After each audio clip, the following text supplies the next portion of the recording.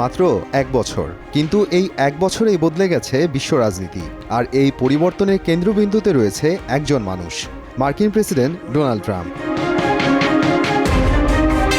2025 সালের শুরুতে দ্বিতীয় মেয়াদে ক্ষমতায় আসেন ডোনাল্ড ট্রাম্প।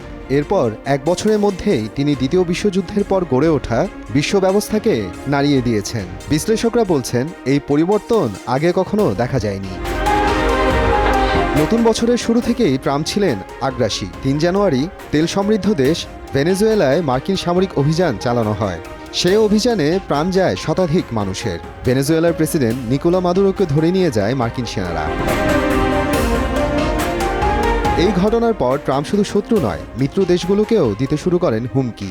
আবার ডেনমার্কের কাছ থেকে গ্রিনল্যান্ড দখলের দাবিও করেন তিনি। ইরানে বিক্ষোভ দমন শুরু হলে সেখানেও দেন হামলার হুঁশিয়ারি। এমনকি প্রতিবেশী দেশ মেক্সিকো ও কলম্বিয়ায় সামরিক হস্তক্ষেপের কথাও বলেন তিনি।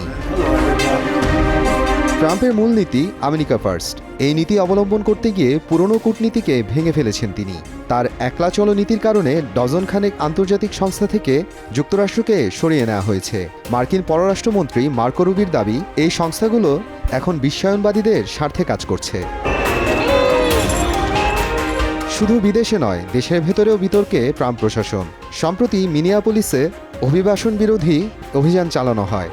সেখানে এক নারী অভিবাসন কর্মকর্তা গুলিতে নিহত হন। এই ঘটনায় ট্রাম্প প্রশাসনের সহানুভূতি দেখা যায়নি, বরং দমন আরও বেড়েছে। বিশেষজ্ঞরা বলছেন, আগের প্রেসিডেন্টদের মতো ট্রাম্প গণতন্ত্র বা আদর্শের কথা বলেন না। তার উপদেষ্টা স্টিফেন মিলার স্পষ্ট বলেছেন, এই পৃথিবী চলে শক্তি আর ক্ষমতা দিয়ে। আন্তর্জাতিক সৌজন্যের দিন এখন অতীত। ফ্রান্সের প্রেসিডেন্ট ইমানুয়েল মাখো সতর্ক করে বলেছেন, এই নীতি নতুন ধরনের সাম্রাজ্যবাদের জন্ম দিতে পারে। বিশ্লেষকদের মতে, দ্বিতীয় বিশ্বযুদ্ধের পরের পুরনো বিশ্ব ব্যবস্থা আবারও ফিরে আসার সম্ভাবনা ইতোমধ্যেই কমে গেছে।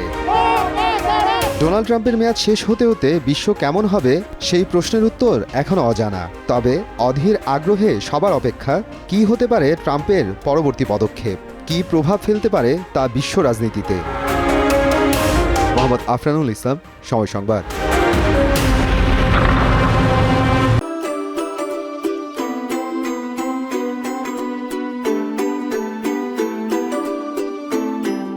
From Nestlé.